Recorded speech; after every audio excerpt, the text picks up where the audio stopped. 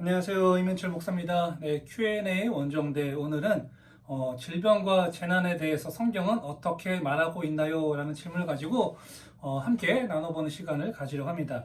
자, 생로병사. 자, 즉 사람들이 태어나서 늙고 병들어 또 죽는 것은 인간의 피할 수 없는 숙명과도 같습니다. 그러나 요즘과 같이 그 단기간에 걸쳐서 집단적으로 많은 사람들이 질병과 함께 사망자가 발생하는 이런 일들은 분명 정상은 아닙니다. 과학과 의학이 굉장히 발달을 많이 했죠. 그래서 사람들의 어떤 자연적인 인생의 그 주기를 해치는 많은 병을 극복한 것 같지만 우리가 예상하지 못한 뭐 에볼라나 사스 또 신종플루 또 최근에 이 코로나19와 같은 질병들이 계속해서 출현하는 것들은 모든 인류에게 모든 사람들에게 두려움과 공포를 주기 마련입니다. 아울러서 참 우리가 과학과 문명의 많은 발달을 이루었지만 여전히 우리가 참 부족하구나라는 것을 하나님 앞에서 한계를 느끼게 만들기도 합니다. 이런 상황 가운데서 성경은 질병과 재난에 대해서 뭐라고 말하고 있는지 우리가 한번 살펴보도록 하겠습니다. 먼저 구약 성경을 보면요, 모든 재난은 언약적 관점으로 이해를 할 수가 있습니다. 역사서와 또 우리 선지서, 시가서의 선지자들과 이 기자들은요, 재난이 발생했을 때 이를 단순한 우연으로 여기지 않았습니다. 언약관계, 즉 죄와 심판이 있는 그 인과관계 아래에서 이해를 했습니다. 현대사회의 이 전염병 역시 궁극적으로는 죄와 심판의 관계 속에서 우리가 이해를 할 수 있습니다. 특별히 신명기 28장에서는 이스라엘이 악을 행하고 또 하나님을 떠나게 된 결과로 또 온전하게 순종했을 때의 축복과 또 하나님의 말씀을 듣지 않았을 그 불순종했을 때 다가오는 그 재앙에 대하여 자세하게 기록을 하고 있습니다. 여기에 전염병이 첫 번째 자리를 차지하고 있습니다. 그만큼 그 고대의 전염병은요, 단기간의 공동체의 존립을 심각하게 위협하는 질병이었습니다.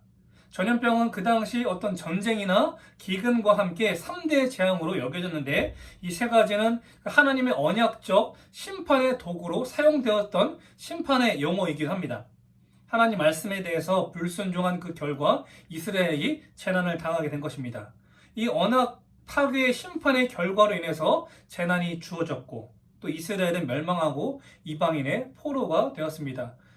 그러나 포로된 백성들에게 선지자가 회복을 제시했을 때는 그 심판의 결과인 포로 생활이 끝난 이후에 우리에게 어떤 미래가 기다리고 있는가와 같은 회복의 그 초점과 포인트가 맞춰져 있습니다.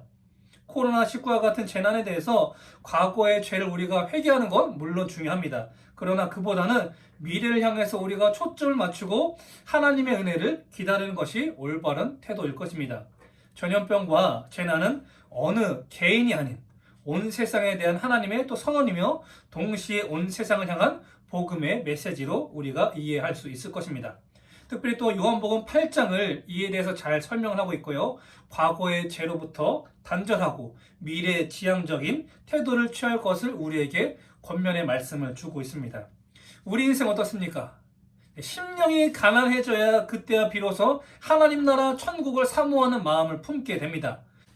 자, 우리가 만약에 이 땅을 살면서 질병과 재난에 대해서 자유롭다면 우리는 하늘나라에 대한 영생의 소망보다 이 땅에서 그저 잘 먹고 잘 사는 그 장생에 대해서 더욱더 큰 소망을 품게 될 것입니다.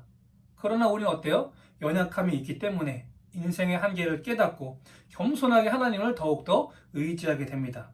그래서 사도 바울이 고백한 것처럼 약할 때 그리스도의 능력이 머무는 그 신비를 우리가 깨달을 수 있게 되는 것입니다. 코로나 사태라는 이 어려운 도전 앞에서 우리는 인생의 연약함과 한계를 다시금 깨닫게 됩니다.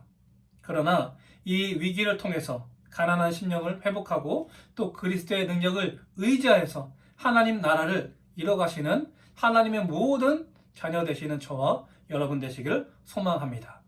감사합니다.